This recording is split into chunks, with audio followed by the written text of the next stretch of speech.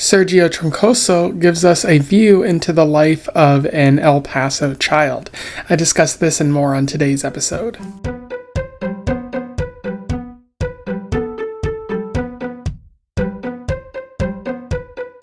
Welcome back to Around the Weird, a booktube channel where I talk about all the unusual and out of the ordinary literature that I found in my travels.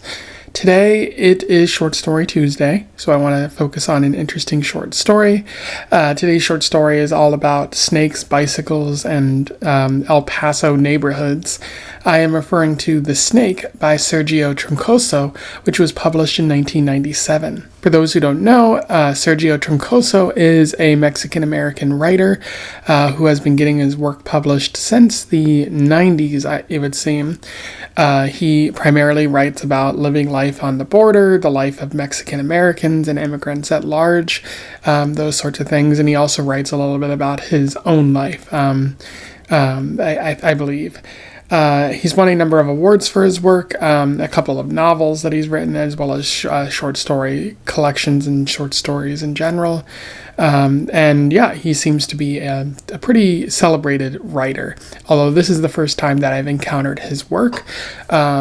Although I have no doubt, given what I've read here, that, I might have encountered his work in elementary school or even middle school or high school, reading through one of those collections of literature that your English or literature classes make you read through, because this is exactly one of those types of stories.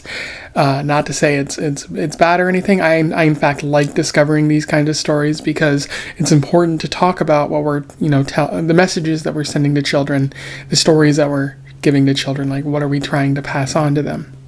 That's a big aspect of my what I like to read about, what I like to think about, and what I like to highlight on this channel. Without further ado, let's talk about The Snake. I'll do a summary, a little bit of analysis, and we will move on from there. So The Snake focuses on the character of Chuyi, otherwise known as Rodolfo, although it's noted that his family doesn't call him Rodolfo at all, in which case, why would you even call him Rodolfo if you're not going to use that name? But that's probably a bigger question. But Chuyi is a young El Paso teenager, or he's 12, 13, he's kind of verging on that age. And at the beginning of the story, we find that he's upset about not being given a bicycle. His siblings seem to get everything that they want, including vacations, or not vacations, but like drum trips to Canada or something. But his parents say that he has to work for his bicycle if he's going to get it. And they make him do other chores inside the house as well.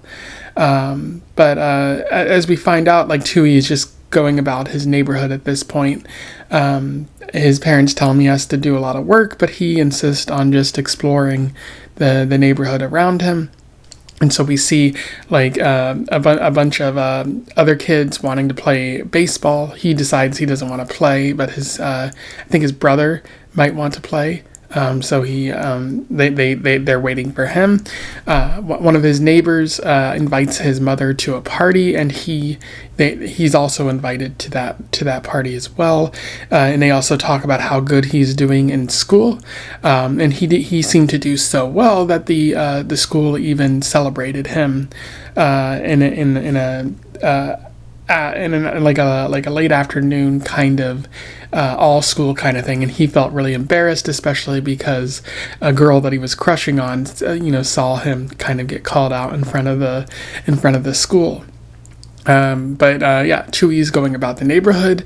He heads into the canal that's near his house and begins looking at all kinds of animals, including he usually dissects like tadpoles, which is kind of weird for a child, but everyone's kind of curious about how animals work, or maybe it's just a curious mind.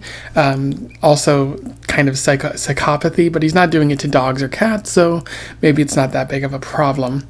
But he's also kind of trying to figure out how ant colonies work, and then he discovers that there is a rattlesnake nearby that he's cornered by.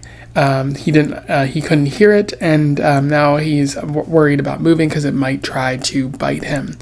However, very fortunately, the snake is shot by an INS agent who was nearby. INS being Immigration and Naturalization Services, a big thing in El Paso border cities, and whatnot. And the INS agent says, what were you doing? And Chuyi just says that he was looking at animals and whatnot.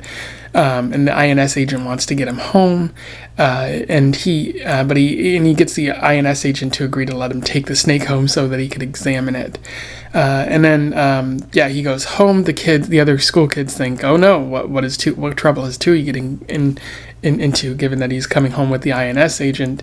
But everything seems to be fine from there. And then as the story comes to a close, we discover that his parents actually did buy him a bicycle, and they placed it in the living room overnight, and he's probably going to find it the next day. And that's where the story ends there. In terms of analysis, there is a little bit worth talking about with the snake here. One of the things that Troncoso does is he uses Chuyi's adventure to go through a cultural exploration, a chance to view a slice of life, essentially is what's going on here. So he uses his adventure to explore life in a border city, in a neighborhood in that border city. So you can see various elements like Chuyi's school and what they prioritize. He probably would be going to a very diverse school, or in some cases a heavily Latino type school in South Texas. We see his parents' expectations of him to do well in school, as well as to take care of some of the chores and maybe work a little bit in order to help the family make ends meet. Although he's pretty young, but that might be the expectation as he grows a little bit older. And there's a lot of burden placed on him, whereas the younger children, the girls, maybe don't have as many responsibilities, as many things to take care of there. And then we also see his busy neighborhood, the children playing in the streets, playing baseball. The roads are described as dirt a little bit, so they're not fully paved, especially in the 90s. I don't know how true that would be, but maybe this is not really, taking place in 1997. Maybe it's more taking place earlier than that. Also, various other community members hanging around outside, Chuyi running into them, being invited to parties, or being told to deliver a message to their mother. You might see that a lot in Latino neighborhoods. I didn't experience a lot growing up in white neighborhoods, but that's just my experience, so it might be different for other people, especially in bigger cities or something like that. And then, there's a canal behind his house. Often, those canals, those waterways would be placed behind immigrant communities, along with bridges and things like that, because those communities weren't a priority towards the city. He's dissecting animals, and then you also see the INS agent in this story. That feels extremely relevant. I wasn't likely to see INS agents in Iowa. That's not something that happens in white communities predominantly. But when you live in a border town in particular, and when you're in a Latino community, you're likely to see more INS agents, or in today's world, DHS agents, or even ICE agents. In this story, the INS agent is presented pretty positively. This is in the 90s under Clinton, and even before then, those INS agents weren't as big of an oppressive force. But in today's world, things are much more extreme. Those INS agents are trash kind of people who sign up just for the sake of bullying immigrants. That's just how things are.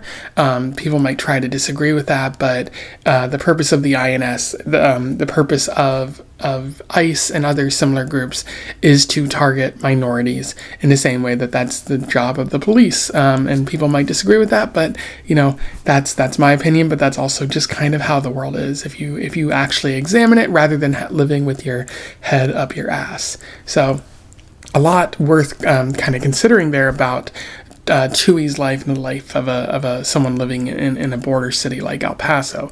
And given that Troncoso was born and raised in El Paso, and lived there with his immigrant parents, this might be some of Troncoso's own life, some of the things that he encountered, and him writing about his own experience. So you see a little bit of real life kind of blending into that. I don't know if that's 100% true, but that is something that you might think about, given that Sergio is from El Paso himself. You also see a little bit about the changes that a teenage boy like Chuyi would be going through at this time. He has differing views of school, where he's pretty smart, but he's kind of embarrassed to be called out in front of his peers during that ceremony. He's having slowly changing views on girls in particular. Like the boys in the school are just throwing around condoms as a prank sometimes, but those views on those condoms will definitely change in time. And then his views on his family is also changing.